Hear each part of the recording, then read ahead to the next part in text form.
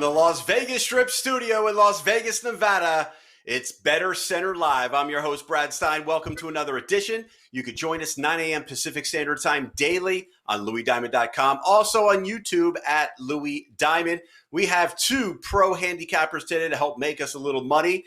Welcome to week number 1, the first Sunday of the National Football League. Always very exciting. Plus, later, our handicappers will give their most interesting play of the day. Sunday's back, guys. Welcome to the show. We have Louis Diamond, Louis D, and Tony Gullidge. Hey, good morning. Hey, Brad. Good morning, Brad. Congratulations. The North Carolina Tar Heels beat up on a really tough Syracuse team. So I know you're gloating there. I know you're a little happy. But we're going to get right into the National Football League. We're going to start with game number 1, boys. The Dolphins at the Patriots, -6.5, over-under at 42. We'll start with Tony. What are your thoughts on game number 1?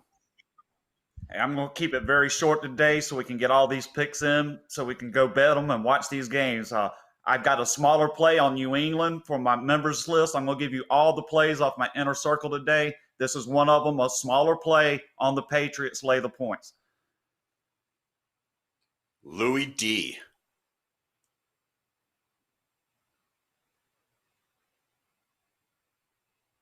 Louis D., what are your thoughts on game number 1?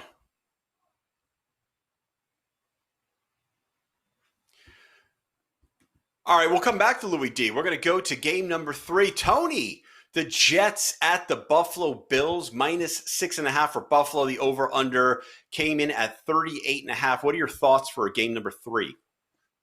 Well, this is a game I pondered quite a bit. Eventually, I decided to lay off, although I was really leaning to Buffalo. I just don't like the feel of laying it in game 1. I think the Jets are going to be sneaky, although I have no faith in Darnold. I think he's a total bust. I think people that thought he was going to be good I don't know what these guys look at when they come up with these prospects, but he never, to me, looked like a pro material in college, and it's transitioned into the NFL. The guy, to me, he's not that good. I don't think he'll ever be that good. So with that said, I'm going to pass on this one with a lean to Buffalo. No love for Sam Darnold. I'll tell you what the scouts liked. He had a pretty good arm, pretty good athlete. He went to USC. They think it's like the alma mater for all star Pro Bowl quarterbacks. But I kind of agree with you. I wouldn't say he's great. I wouldn't say bust, but I think he has a chance to be pretty good. But like Pro Bowl level, Tom Brady, Hall of Famer, I don't think so. Okay, so we got your picks. Louis D., anything yet? Okay, then we're going to head to game number 4, Tony. The Raiders -3 at the Carolina Panthers. That's an over-under at 47.5. What are your thoughts for game number 4? Okay, well, this game is going to be my NFL top bet for week 1. With Cam Newton gone, Ron Rivera's gone. To me, Ron Rivera was a mediocre coach in terms of strategical X and O's. He is a good motivator, but I don't think losing him in terms of game management. I complained about the guy for years, even though he's won 2-time. That's the joke. You can't fire the 2-time coach of the year. I think the guy wasn't that good at X's and O's. I expect Bridgewater to manage the team to much the same way he did for the Saints when he stepped in last year during the Breeze injury.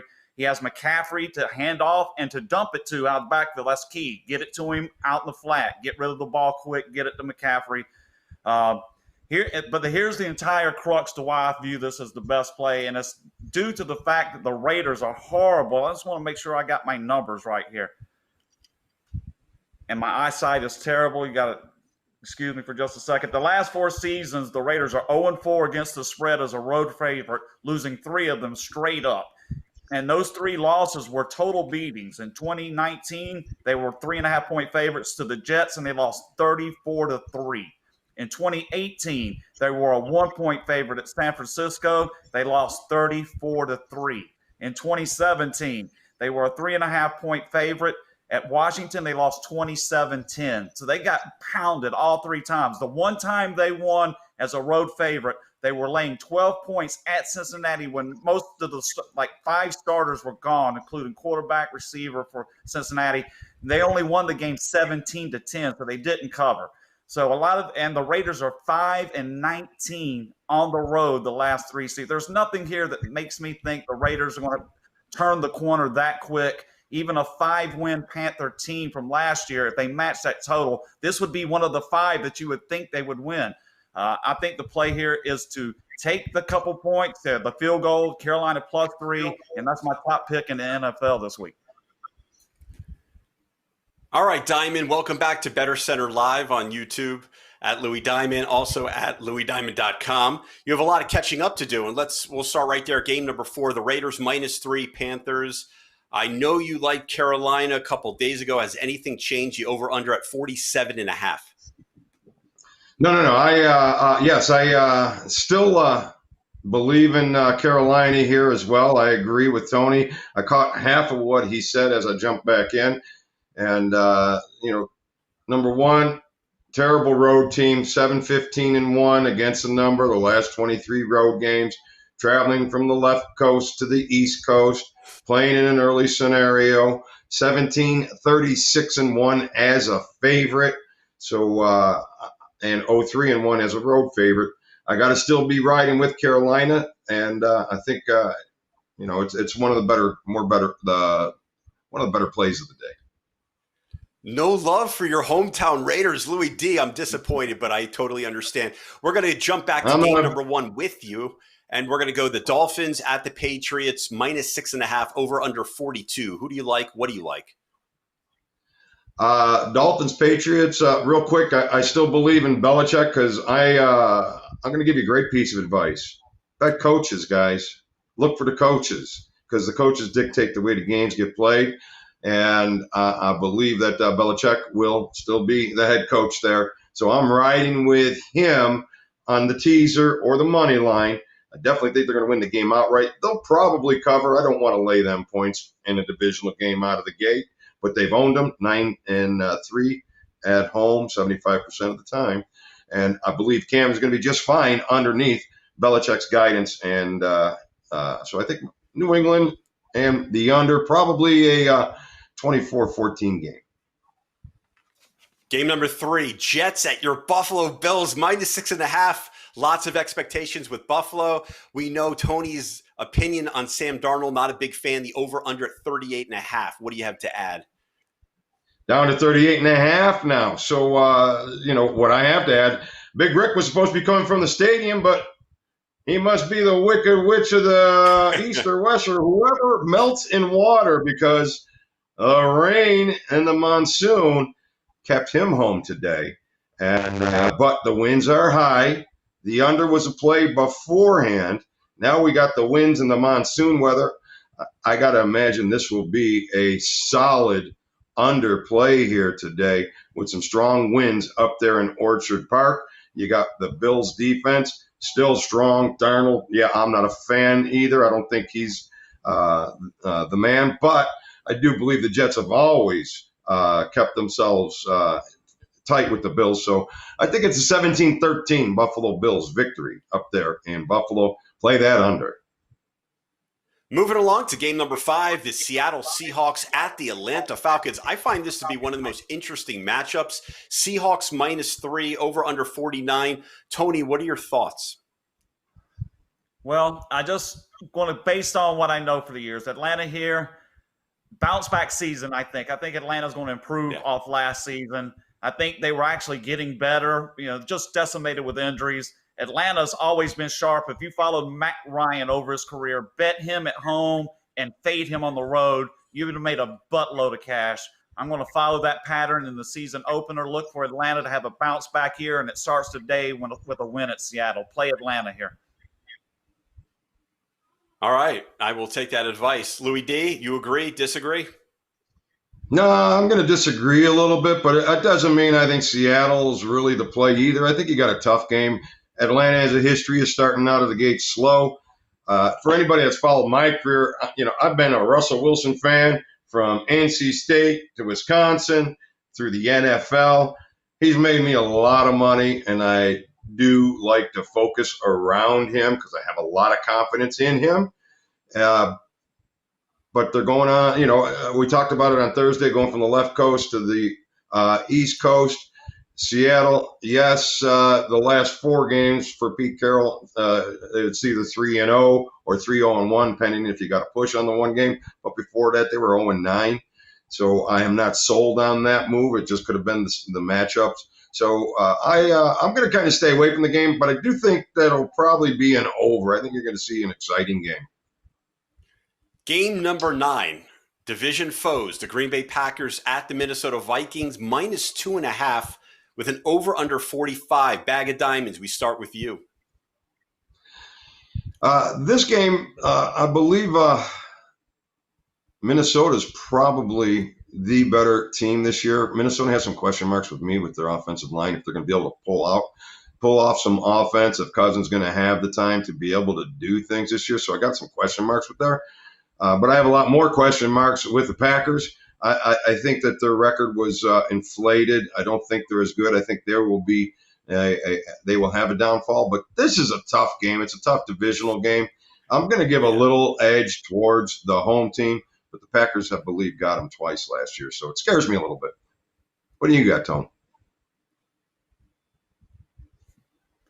Well, I pretty much agree. I got a small play on the Vikings. I will note that I did make some notes here that the Packers, yes, the record last year I think was smoke and mirrors. I think their record will definitely be less wins than last year.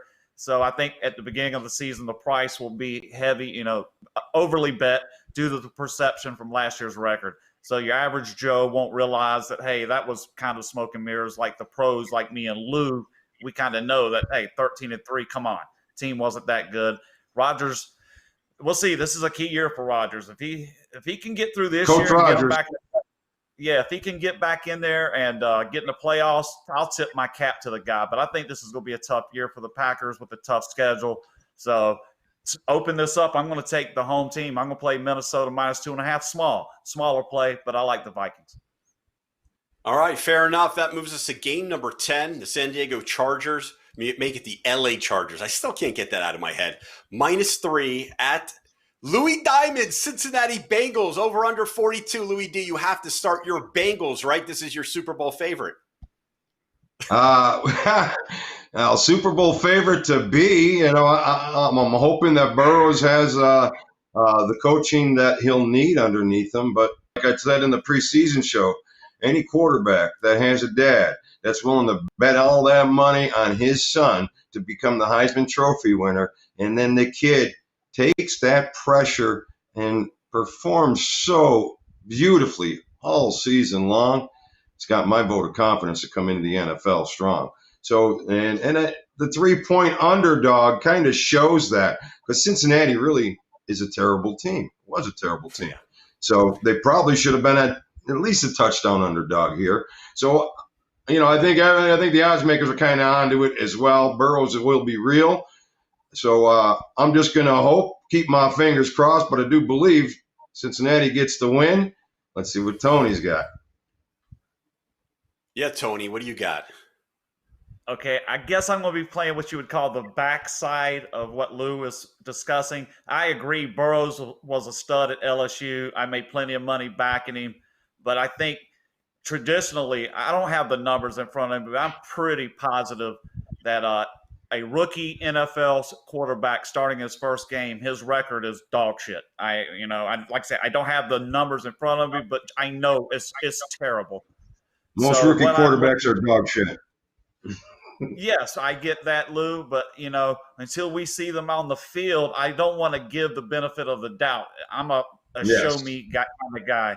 So just with that, everybody seems to like Burrows in this spot. I'm going to play small play on the other side of that. I'm going to take the Chargers here. I think if they're going to do anything, the Chargers, all they seem to do is disappoint. Year after year, even when they have good teams, they find ways to lose. But I'm going to back them here since everybody is on the Burrows bandwagon early. I'm gonna be the guy that says, you know what? Show me something first, kid. Then I'll back you. I'm gonna fade him like every other rookie starter in this league in their first game. They don't win. Small play Chargers. Coming up next, more NFL Week number 1 with Tony and Louie. You are watching BettorCenter Live. Brad Stein here live from Las Vegas. Join us daily for BettorCenter Live with our professional handicappers, where you get sports information you can bet on. Stop gambling, start winning. BettorCenter Live. Welcome back to BettorCenter Live on LouisDiamond.com. Also check out YouTube at Louis Diamond. I'm Brad. We have Tony and Mr. Louis Diamond. We're breaking down NFL week number 1. I can't believe it's here, but it is very exciting. And welcome back once again. Let's move on with game number 11. The Cardinals at the San Francisco 49ers lost the Super Bowl. Might be a hangover. They're -7 with an over-under 47. Tony G, start us off. Good point you made with the hangover. I think there always is losing the Super Bowl. Plus, what people gambling in NFL sometimes don't realize is you have the first place schedule. You win your division, your schedule gets tougher. You finish last place, your schedule's a little easier in theory. And a lot of times it does work out. I just think the Cardinals always play the 49ers tough. I think Arizona might be set up to do something here. I don't want to over speculate, but the way they play the Niners, the way they hang tough with San Francisco, and a touchdown has me playing Arizona week 1. So that's my play. Take Arizona. Louis D, I'm hearing Murray could be an MVP candidate. Are you buying the hype with Arizona? All day long, baby. All day long. So you need to bet them on the over wins this season, and you need to start riding that train. Giving me a touchdown here. Now it's down to 6.5, but it opened up at 9. Speculated this earlier, and I definitely am a Kyle Murray fan. I think that he will have a lot of value. 49ers, the hangover is real, guys. Laying too many points in this matchup. 7-18-1. Their last 26 games as a favorite. The Cardinals, 4 out of the last 5 they've covered against them. But Kyler Murray is going to be the man this year. So he'll get there ahead of Burrows, but Burrows will overpass him. But they're both going to be there. Those are your 2 star makers in the NFL. According to you, yes. Thank you, Nostradamus. Oh yeah, that's my job, Nostradamus. All right, guys, we're ready for game number 12. I rode Russell Wilson right through college, right through everything, and I was on the Don Best videos. Go call Don Best. I rode that train big time, and I am riding the Burrows train. I rode Ben Roethlisberger big time. I had that all on video. So at the end of the day, I got these 2 quarterbacks down. They're money makers. Stick with them. All right, thanks. That is a good train. I've been following Russell Wilson since baseball. That brings us to one of the most intriguing games of Sunday, at least. That's the Tampa Bay Buccaneers at the New Orleans Saints, -3.5, over under 47.5. Tom Brady, his first game. Lack of continuity with the receivers. Is that going to be a play right here, Tony? I tell you what, my gut here is begging me to take New Orleans, but I'm going to lay off for week 1, just kind of watch and see what happens down there in Tampa Bay. The Saints have disappointed. There used to be gold in these kind of situations, short spreads at home. But the past few years, it's not been quite as golden, so I've kind of started laying off that angle. Division game always can be tough, can be tight. I'm going to lay off here. My gut says New Orleans, but it's not worthy of a play in week 1, I don't think. Bag of diamonds. The floor is yours. Yeah, I got the same gut feeling that Tony has here. I don't think the Tom Brady train will be a very successful train. I don't think it's going to be very unsuccessful. But in the beginning, I see him overpriced. But then again, I think the numbers really right. I'm not seeing the value at New Orleans. They could very well put a spanking on, but it's a divisional game, and Tampa's, does their, this isn't a strange matchup for the rest of the ball club. So I got a gut on the Saints, but I kind of think that Brady comes within the number. I think they're going to give you guys a great game to sell this NFL football season this year. So, but possibly a nice little over. Possibly. Over. But Possibly. But Brady's just not gelling. But that's not going to slow down. That's not going to slow down the Saints. They're going to put points on the board, so Brady's going to be forced. He's going to, and he's still Brady, so have a little respect, But not a lot of money on the game. I can't see a big bet. I say bet what you kind of want to root for and enjoy a good game. Yeah, that's what I want to do. Hashtag Tommy in Tampa Bay, where I went to college, my alma mater. All right, that brings us to game number 13, boys. The overhyped Dallas Cowboys, the Notre Dame of college football, the New York Yankees of Major League Baseball, the Duke of college basketball. Sorry, Tony, had to go there. Duke, not North Carolina. A little bit, maybe. A little bit more polarizing. But the Cowboys on the road against the Rams. Cowboys -3, 51.5. Tony, you can start. Tell you, usually I say fade Dallas, but I think this is one time you pick your spots when to play them. I'm not a huge fan. This is a small enough spread where the thing that makes Dallas good in my eyes is that offensive line. Some of their skill players, I'm not sold on Dak. The running back's decent, but he looks like he's disinterested halftime. Ezekiel Elliott. The receivers kind of underperform. I think the only part of that team and the defense, too, at times will step up. But that offensive line of the Cowboys is what gets them wins. Without that offensive line, that team is junk, in my opinion. They're, struggle to be 8-8 any year of the week. But, yeah, to me, junk is a team that just can't make the playoffs. You got the huge payroll, and you're not getting to the playoffs, year after year after year. The Cowboys, for all the hype they get, they've won, 2 playoff games in a quarter century, man. They don't win. I mean, how much hype can you give to a team that doesn't win? So with that said, though, I think this is a spot. The Rams, I think the cat is out of the bag on how to kind of slow them down. Maybe some of these young coordinators, people have them on film, so some of the old guys like me can go study what they're doing that's effective and try to make adjustments over time. We'll see how that plays out this year. But in this spot, I'm going to back the Cowboys. Small play actually, I got it in the middle pack, so it's a middle grade play. Dallas Cowboys lay the 2.5. Actually, I got it at 2. Lay the 2 points against the Rams. Tony, the Cowboys don't win. That was with the ginger. No offense, of course. They have Mike McCarthy, a Super Bowl winning coach. They don't win, man. When's the last playoff win? I was there. The year Carolina beat Dallas in the playoffs at Carolina. I was there when Deion Sanders got knocked out cold with his helmet flipped up on the side of his head. Right. They beat up Aikman. I mean, I think that was the last time the Cowboys were in a playoff game of that magnitude. So, and that's a long time ago, man. That's a long time ago. So why now? Why this year? Tell me why this year is the year. I don't know. Why don't you tell us, Louis D, and tell us how great those Rams are a couple years off the Super Bowl losing performance. I can tell you how bad the Rams are a couple years off the Super Bowl. This is that, and why is Dallas a media darling? Because they will be the media darling this year. They fit the narrative. I touched on it a little bit. 1984 is here. So I will keep my eye on Dallas getting some special treatment in the NFL.